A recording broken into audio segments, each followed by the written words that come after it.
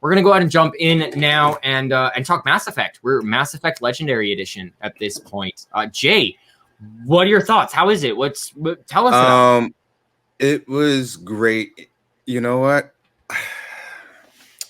Hold on one second. Let me get a strawberry for this. I gotta get a strawberry for this one. Oh no, I dropped it on my keyboard. Is that how good the game was? You went to eat it. Is drop a strawberry on your keyboard good? No, God, no, God, please, no. It's on my keyboard. All right. Why are you eating over your keyboard? Even I have my pizza over here. Like you take your bites over here, man. You don't eat directly. My wife had made like a strawberry shortcake and it's delicious, but I don't want to. You know, the rest of my desk is so messy right now. But did you bring the rest? Did you bring some for the rest of the class? My wife has some left over. That does me a lot of good when you're like 3 states over, huh? Wrong way. Arizona. There we go. Yeah. Forgive you. I forgive you. Yep. Yeah. It was just like, okay, I'll just watch you two as you guys fun. It's all right, Scott. I don't want to be a bother, you know. It's okay, Scott. We got you. Okay. When I first loaded, now this is the thing with me. I didn't get a chance to play Mass Effect 1. Okay. Because it was on Xbox, and then EA Play had it, and I tried playing it on Xbox, but I just can't. I can't do the Xbox controller. I know it's technically supposed to be the same. I can't get on board with it. You know what I mean? Because it just wasn't me. Plus, it was in my room, and it wasn't on a good TV, and all that other good stuff. So I kind of let it go. But I did get a chance to play Mass Effect 2 and 3 on PlayStation 3, both for both of those, and I loved as we talked about in our previous Mass Effect episode. Love both of them.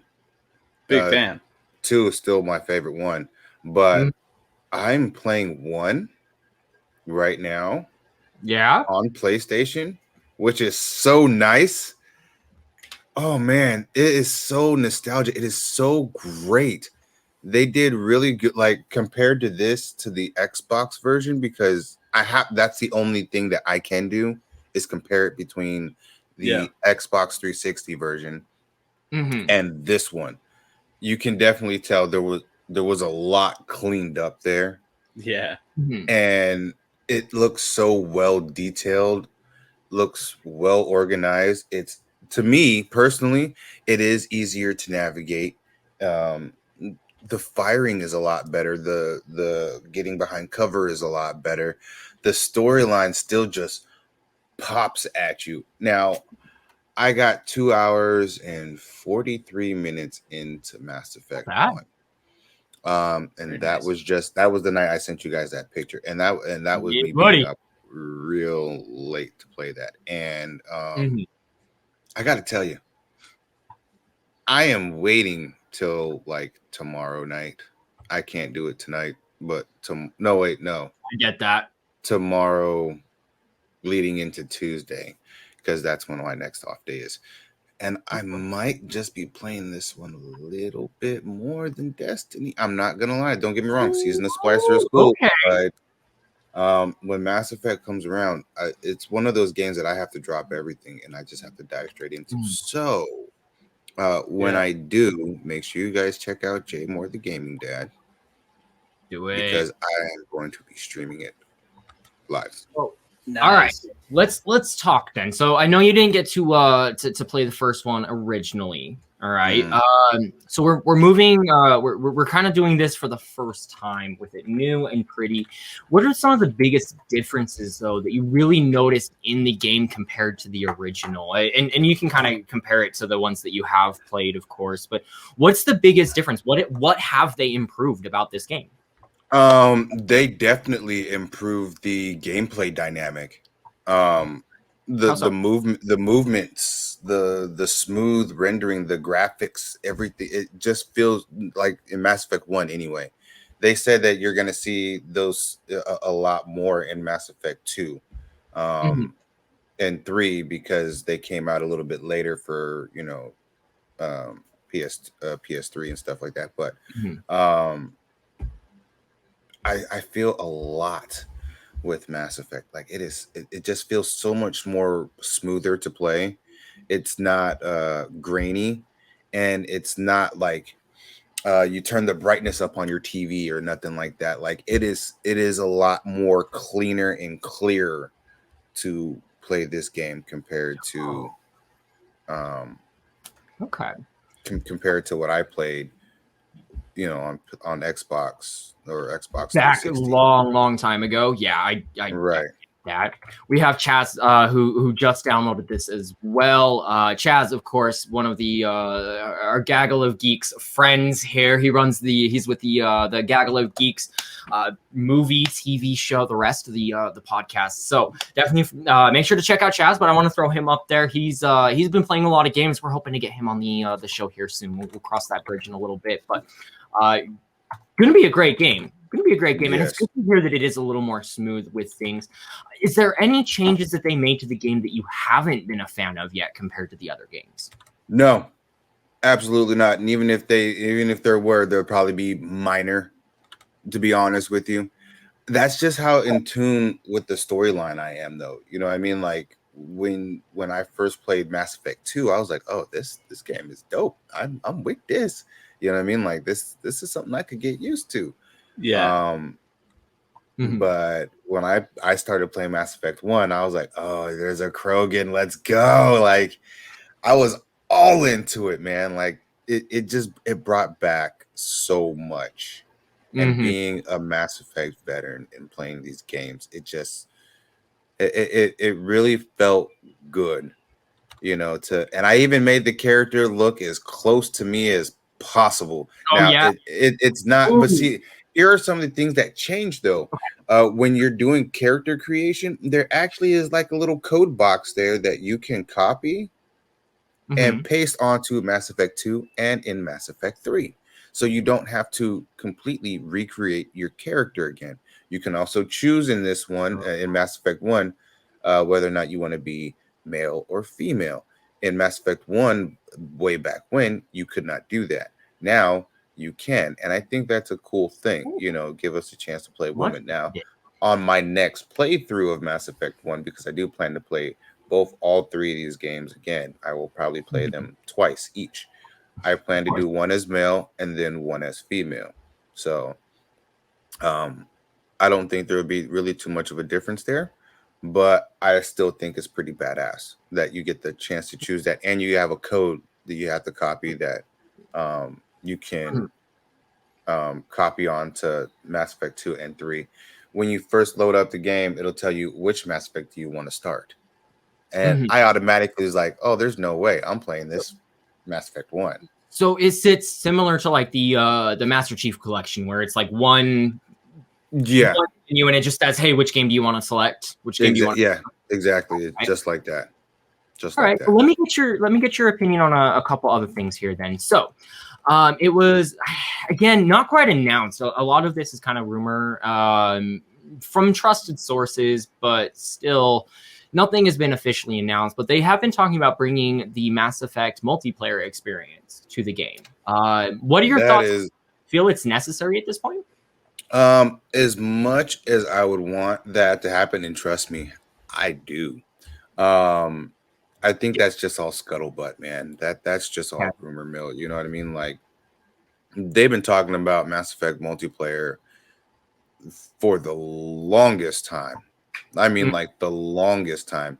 The one that comes closer to this, if they were to do like a multiplayer, it would have to be like Apex Legends. You know what I mean? Like it has that feel, that Apex feel. If they did something like that, that's how it would have to be. You know what I mean? Because it meets in that whole universal thing. Either that or give it along the lines of like, not as cheesy, but like Borderlands type deal. You know what I mean? Like if you're gonna do something like that, that'd be cool. See, I don't know. It's hard to come up with a general consensus for a Mass Effect multiplayer online.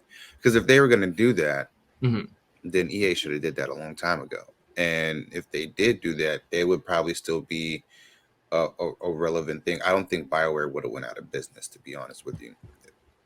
That's fair. Had That's, they had that's that, a, that's a that hot would be the okay. that would be their biggest cash cow, and it, you know what I mean? Like it would take a lot. They could easily, now that they've released this game, they could easily release a multiplayer, much like Fortnite, Call of Duty has done, Apex, you know, all of these. It's basically a spin-off of the original, but it's still its own game. Make it its own separate thing versus trying to add it into this world. I mean, yeah, you could go full Master Chief Collection and have everything built in, and suddenly it's, you know, you have different worlds within this game.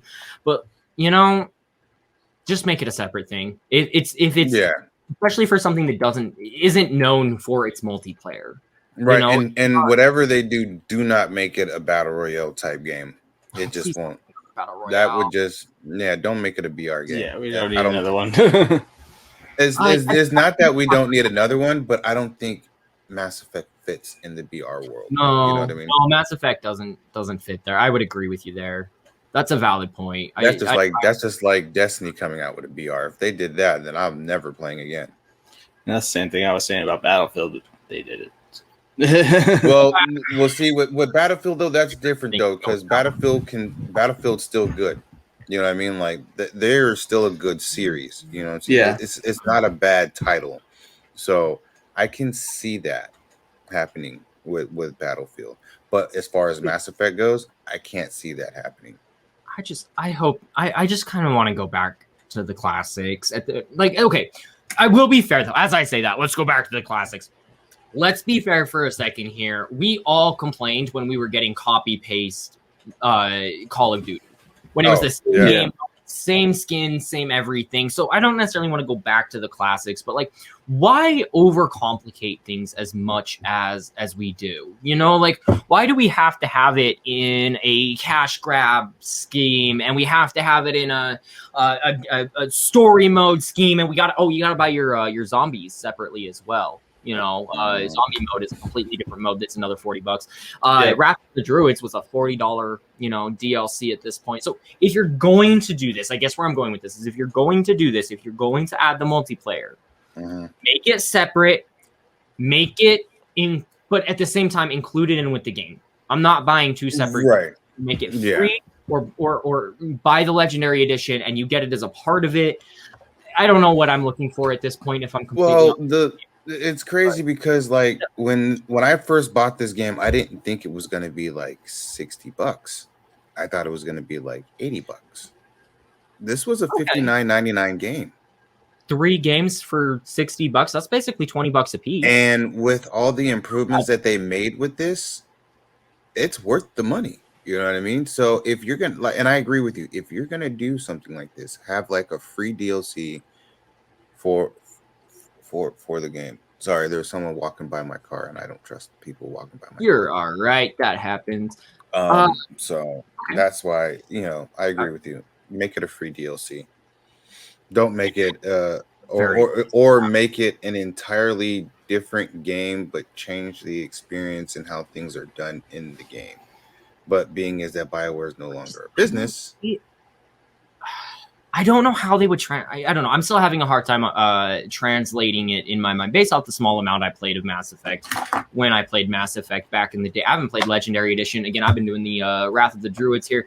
I don't remember it being a game that could translate super well into a multiplayer universe, though. So no, not at all. And I think they tried that with Andromeda too, and that did not. Oh yeah, Andromeda was a thing. I completely forgot Andromeda was a thing. Like, that's just been blacked out in my head. Like, yeah, and Andromeda was supposed to happen before Shepard's story. Oh yeah, I played Andromeda. Oh, I did too. And but was it okay? So Andromeda, wasn't that like what was that exactly? I thought it was like a prequel of some sort. It was a prequel. It's technically a story before Shepard. Okay. Yeah, I'm not like super familiar with the story. I just thought it was just Mass Effect. It was a fun game. Yeah. You know, let's really think about it for a second here. I think the first big bungle of a game drop. No. Okay, we'd have to look it up. Okay, 2 games that come to mind. So we have Assassin's Creed that had all of its issues coming out. We had Cyberpunk that had all its issues coming out. Sorry, we'll get to how my brain got here in a moment. But so we have all of these games that came out and were essentially broken. I mean, that's the best term to really use for it. There were so many bugs that it really wasn't even worth the release. I would say Andromeda and Anthem are the 2 games that came out because they were hyped together, but they were hyped the ever living crap out of. They were going to be so good, and then they weren't. I don't know if it was quite as much as Anthem. I didn't see it as much, but I do recall Andromeda being a kind of a letdown for the fans of the series. Mm-hmm. It wasn't. It was more of like the gameplay aspects. It wasn't so much the story. I thought it was a great story. Don't get me wrong. I still enjoyed it, but there was a lot of choppiness. There was a lot of glitches in the game, and for it to be a non-online game and have this much issue, was the problem. And you make a valid point there. Non-online game, like. Online games are going to get bungled from time to time. Things are going to happen. Things are going to break, whatever else. But like, if you release a single player game, just like make it work. Yeah. Make it work. I'm not even asking for it to be a great game. Just make it work. I feel so negative sometimes, y'all. I really do. If I'm honest with you, when I feel my madness, when I get angry about all things video games, I feel like I'm just irrationally mad about it for no reason. But make your game work. Like, I don't think. Anyway, all right, y'all. We'll go ahead. So, with the remake, Jay, what would you rate the remake compared to what you rated the originals? The highest of the highest. It's worth the $60. You're getting 3 games that have been completely remastered from 2007 to 2010, I believe. In that span, or 2012 or whenever, you know what I mean? But you have these games from the past that have been completely re-rendered, with easier dynamics to play in the games. It just feels comfortable in your hands.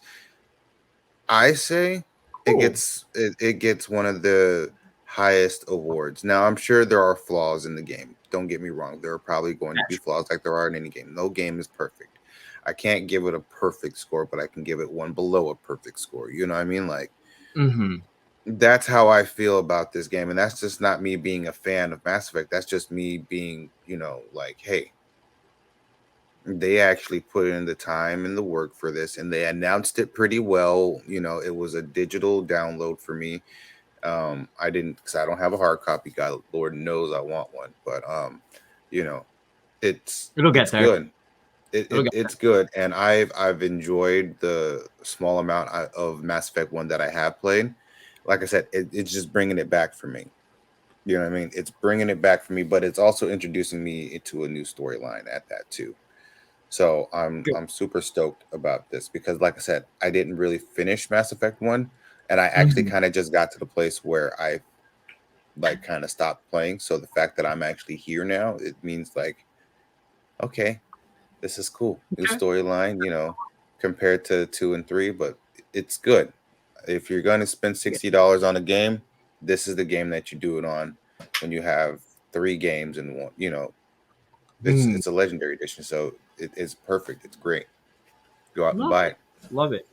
All right. Well, I think that's a pretty good review. I think, honestly, you've convinced me to get it. Doodles, have you? What are your thoughts on the game based off what you've heard? I know you didn't get an opportunity to play either of these, so unfortunately, weren't able to add too much. What have you been playing? Let's go ahead and give you a second as well. We'll give you a moment to talk. What have you been playing, good sir?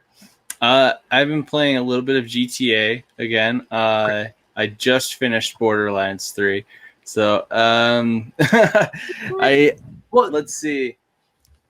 Yeah, so I've just been playing GTA. I've been getting into it, doing heists, and they've been adding a bunch into the game. They've been doing a really good justice. I mean, although I really think they should move on and get to GTA 6 sometime soon. But no, GTA 5 is still holding up. It's still out there. It's still awesome.